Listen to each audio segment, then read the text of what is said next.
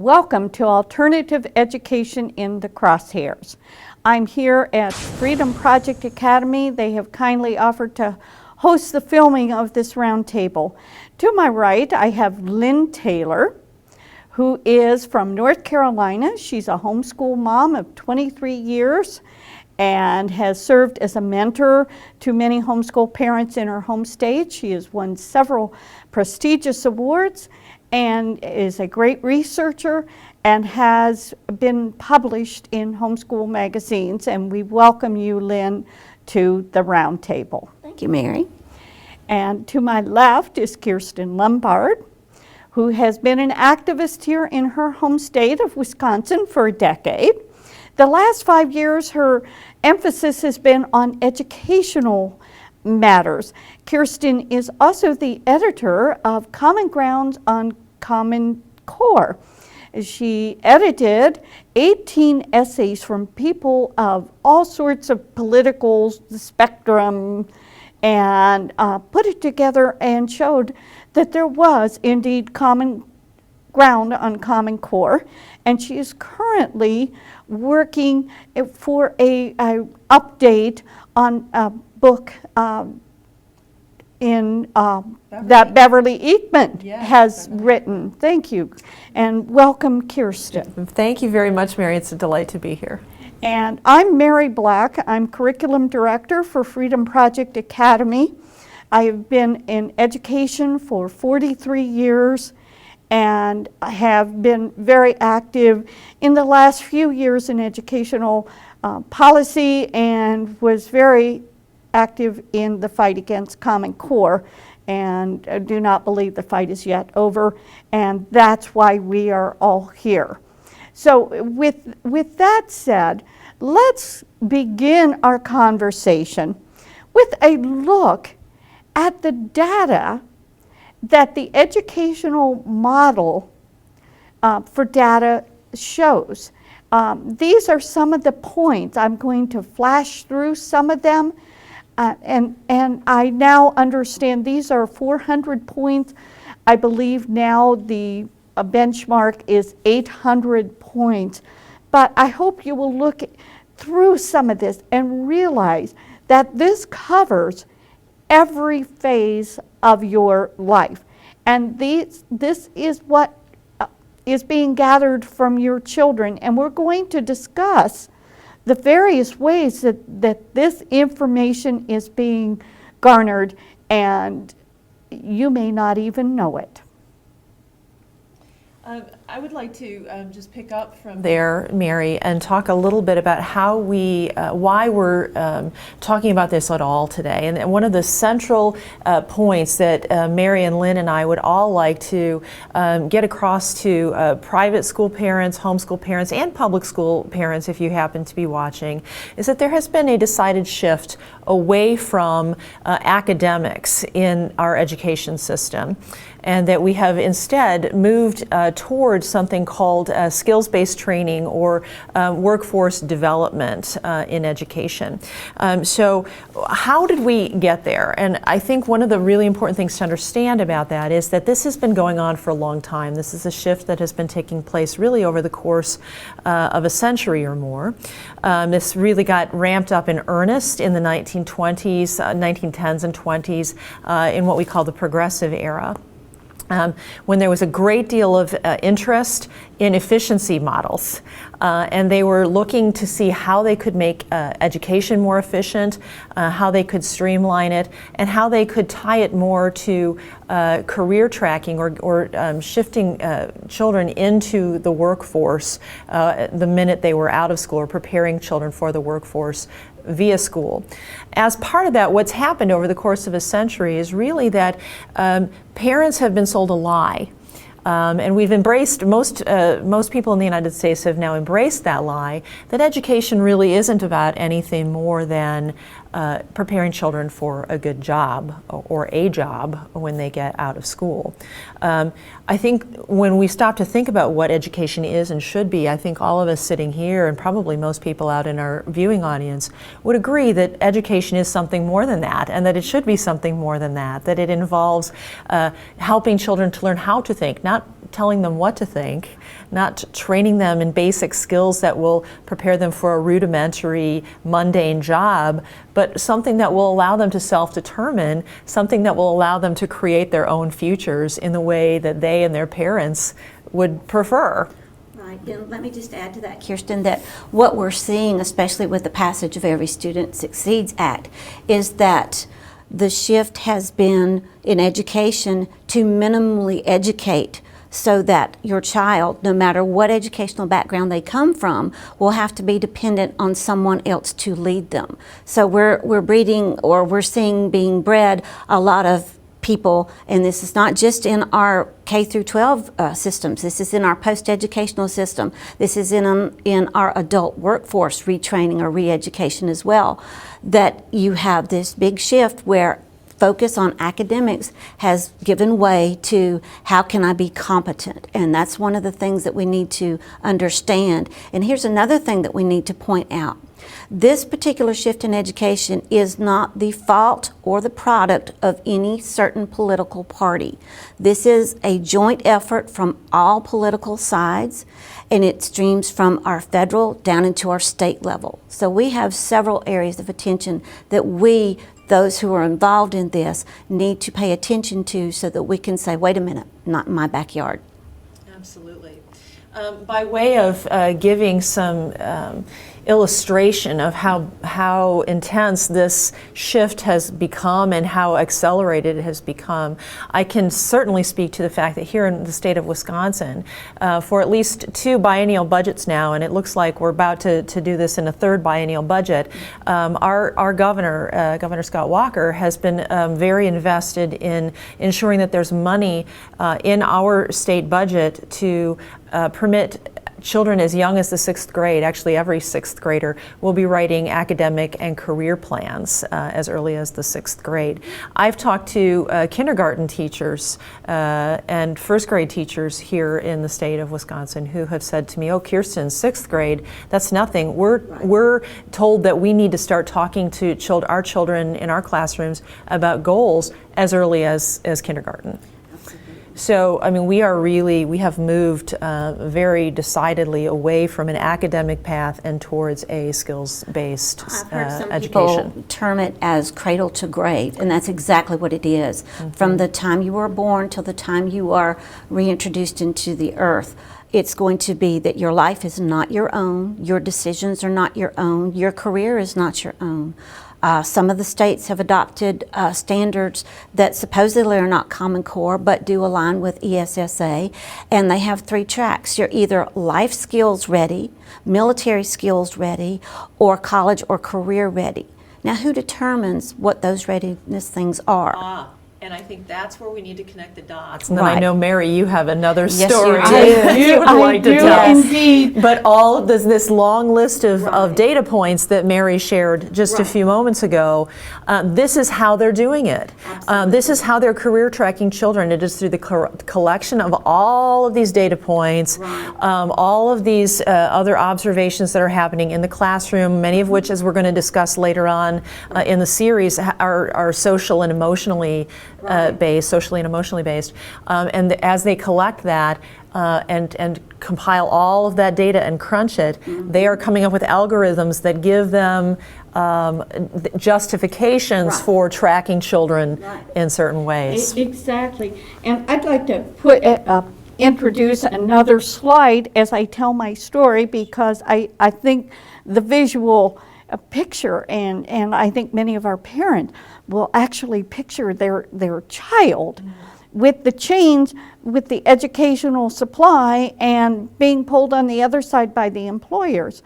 I had the opportunity to attend a meeting, and Dr. Tony Bennett, who was Indiana's superintendent of public instruction for 4 years, was speaking and trying to convince a group of citizens that Common Core was the way to go.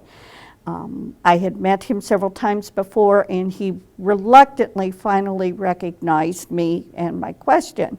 My pointed question to him was, Dr. Bennett, are we teaching and educating human beings, or are we preparing products for business. Much to the horror of the audience, his very quick answer was, we are preparing products for business. Devastatingly honest. Honest. Devastatingly honest. And as a matter of fact, the image that you've just shared with the student holding the chain together, that is actually pulled, it certainly illustrates your point, but it's actually pulled from the presentation of an organization that essentially works for the Department of Public Instruction here in the state of Wisconsin. Wow. It's a regional organization that essentially is And I've aligned seen with similar DPI. slides just like that across Yeah. the nation. And here's one thing we need to point out to our parents of alternative education. That's the private schools, the homeschools, the parochial schools, faith-based schools, those sorts, is where your child or where your young adult is going to be pulled in, or where you yourself will be pulled in to this very same model is when you go into dual enrollment, early college, or you return to college after some time out of the classroom. Because as we know, it's, again, the cradle to the grave. And we're going to come back to Right, that yes, we in another section, and we hope you'll watch that. I would like to present, because I think parents should be aware of the business connection to Common Core and to education. I think it fits in. This is a network or a graph that was put together by Morna McDermott. I certainly do want to give her due credit for this. And you may see some very familiar names. Walton would be the Walmart family. You will see the, in the middle, you will see that Common Core was indeed derived from the National Governors Association, the Council of Chief School Officers, and the connections are incredible. At this point, I'd like to point out to you that ALEC, the American Legislative Exchange Commission, or Council, sorry, it has its fingerprints all over Common Core, although they will tell you that they were against it. If you look at some of the corporations that are listed to the side, like right above Broad, and from that are connected to Achieve, and Lumina up in the far left-hand corner, those are all ALEC companies. Betsy DeVos, who is currently Secretary of Education, served as a member of ALEC's educational task force, from which it derived, you know, the states have been getting their model legislation. Right. And we cannot dismiss the fact that her fingerprints are all over Common Core, although she might refute that she is for Common Core.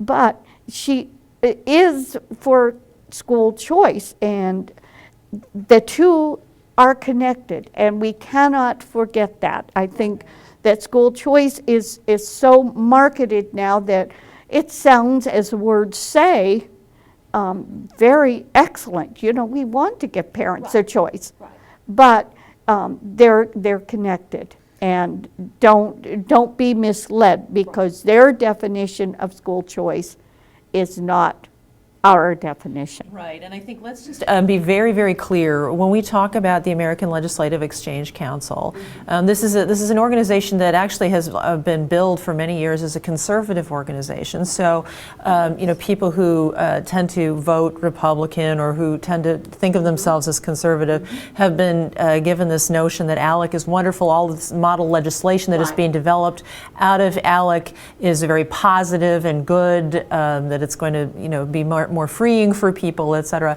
But really what we need to understand about ALEC is that it is a giant forum for public-private partnership. Absolutely. And when you have government holding hands with business, you are always going to have a problem. We have lots of different names for this, but a really clear one is fascism. Right, exactly. And so, yeah, you have corporations that have a lot of money, holding hands with government, which has the ability to force the people to do things, and so that money is basically permitting certain kinds of agendas to be pushed through model legislation, which is then ported back to all 50 states, really. Not necessarily every single bill is ported, but these bills are developed and then they're ported back to the states for passage. And let's not forget that when you have law is how things should be run.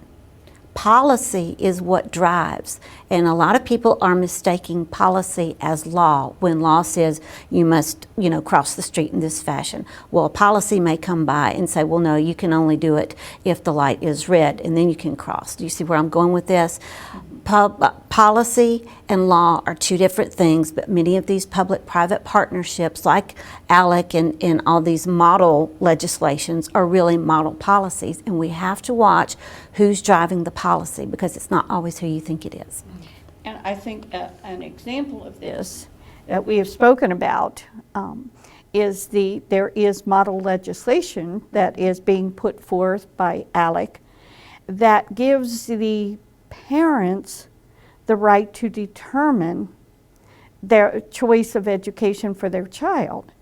The problem is that, yes, parents should have the right, but if that policy is driving what is done, there is nothing to prevent that from being changed and the control taken away from parents.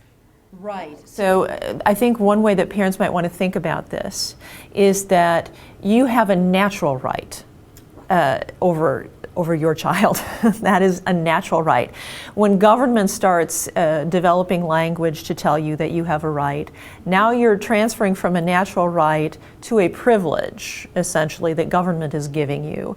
And anytime you move away from a natural right to a privilege, you have a situation in which a man-made institution can remove that privilege from you at any time it deems fit. I think you said it brilliantly one time when you said, what the government giveth, it also taketh away. So that leads us to, are we willing to see our education hijacked like this?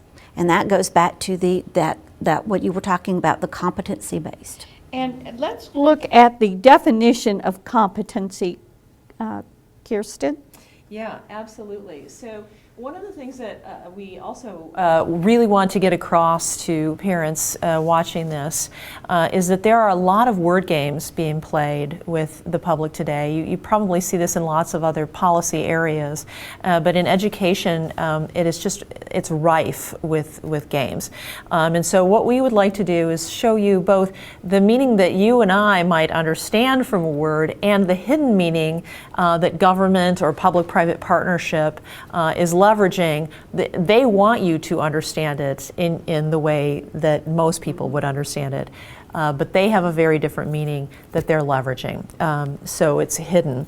And competency, when we talk about competencies in education today, we're not talking about the understood definition that you and I might grasp, which is proficiency in an academic area.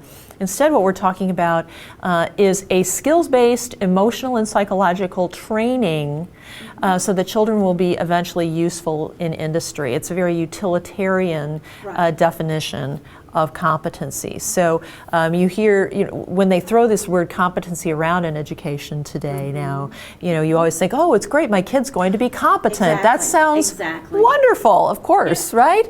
Unfortunately, what they mean is your child is going to be molded and trained both in terms of skills, emotions, and psychology in order to be the right kind of worker or citizen that government and corporations want that child to be, so that they will be compliant, so that they will not buck the job that they're given, that they will not buck their leaders, etc. So, and that leads us into social emotional learning that I know you both would like to address. Right. So when we talk about competencies, it really is a social emotional based term, that hidden definition. So for you and I, social emotional learning might mean teaching of good manners. In fact, what public-private partnership, the folks pushing all of this bad education policy, mean by that is the standardization of attitudes, emotions, and behaviors. So It's again, your mind child is being, manipulation. Yeah. yes, it is. Mind It's manipulation, yes, correct. So, and Lynn, I know that you are really watching a lot of the legislation going on Yes. around all of this, and Yes. have some things about legislation that you would like to share. Right. Let me just, before I get into those particular bills, and I will be reading them from my notes because it's absolutely key that we get the correct numbers. Because if we're going to be following legislation, both at a federal or state level, it's key that we know which chamber it's coming from and the number. I just wanted to point out what you were saying.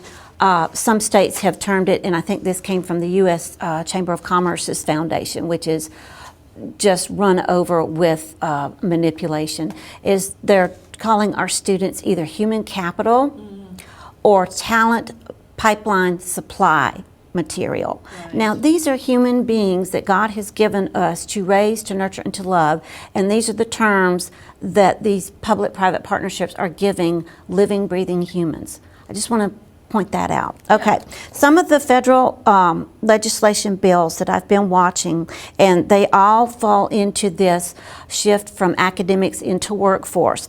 You've got two sister bills right now in the federal government. They are H.R. 5587 and then Senate Bill 3271. And the whole gist of these two bills, and one of them has gone really far in our Congress, is to strengthen that competency-based career tech education. One of the representatives, who happens to be from my state, said it very well when she said, all education is now career tech education. So those are two bills that we really should be watching. You also have H.R. 5963, which pulls in the social and emotional learning at a huge increase and is meant for at-risk students. Now, what we need to understand is that if you look at the U.S. Department of Education's definition for at-risk students, it's not just the students who are living in low poverty areas. They might be people who are not learning as quickly as others. They are in subgroups termed as home educated students or homeless students or students who are immigrants. So we really need to be watching this because, again, Every Student Succeeds Act is playing a word game. It's meant to have us think traditional education when every student means all educational choices. We also have one that is a really scary one. It's S 3174 and it's called the Ladder Act. And what it would do would create a national workforce-based plan committee that is protected in the executive branch of the federal government, and it would streamline workforce-based education in all 50 states. It's based on the Pay for Success model. We also have S 3190, which will tie your healthcare system to competency-based educated students through career track education. You also have the STEM Act of 2015, as well as apprenticeship initiatives that have been started from a federal and trickled down to the state. So those are just some of the federal bills that are helping really bring this shift into our homes, into modern day education, no matter where you seek that education. And if I would just, you might just piggyback one thing onto what you just said. I mean, the array of bills that you just laid out is frightening enough. Yes. But what we also know, all of us sitting here, is that there are bills that have come before, landmark pieces of legislation that have essentially continued to lay down track for all of these successive bills. Right. One of which was the Workforce Innovation Workforce Innovation Act. Opportunity Act of 2014. Right, okay, and the Workforce Investment Act prior to that, Exactly. which, so WOIA, actually, the second bill that that's actually a reauthorization of the Workforce Investment Act. Now, these bills literally changed the definition, the job definition for state governors. Most people are not aware of this. Essentially what this did is it made state governors like vice presidents in a national workforce development scheme, so that they are responsible to the federal government for workforce development numbers, et cetera, for establishing workforce development boards at the state and regional levels, for making this whole thing work within their own state. Now, who is really responsible for writing the job description of a governor? Exactly. It is not the federal government. No. It is you. It is you, the people in your respective states, that should be writing that job definition, and no one else. And yet somehow this language in the Workforce Investment Act and the Workforce Innovation and Opportunities Act have changed that fact of your authority over your own governor. Now they are reporting, they have two masters. They have you and the federal government to answer to. Exactly. So it's very frightening. But so if you're seeing workforce development boards springing up all over, in your state regions, in your municipalities, et cetera, that's why, is because governors are now responsible to ensure that that's happening. Exactly. And I think we can relate that to ESSA, which makes the State Department of Education answerable to the Department of Education. Supposedly, the power was returned to the states, but if you look at the language in ESSA, the states are responsible for reporting a multitude of data to the DOE. If we can move to that next slide, I want to pull out a couple of things from the Every Student Succeeds Act. Now, we have career tracking, we've established that, but what we need to realize that in the Every Student Succeeds Act, your Workforce Innovation and Opportunity Act is embedded over 160 times into the Every Student Succeeds Act. So again, the question goes back to, why is the federal government working in an education law a workforce-based plan? And it would be because it mirrors that global shift in education to strictly competency-based educated people. I'm going to be minimally educated to follow someone else's directions. And this is really mirrored in that 1990 SCANS report that was put out by the Department of Labor. Everything goes back to not only our academic learning, but then our emotional learning as well. So we really need to be careful about that. But I want us to think about this. We've got all this career track education going on. So parents, we need to really stop and ask ourselves, what track will my child be on? Or assigned, if I Assigned, may add. yes, assigned. Yes, assigned. We thank you for joining us for segment 1 on the shift to workforce in education of crosshairs in alternative education. And we hope that you will join us for the next 3 segments as your schedule allows. Thank you very much. If you enjoyed this video and all of our videos, please consider a tax-deductible donation so we can keep the whole thing free for you. I'm Dr. Duke. Thanks for watching.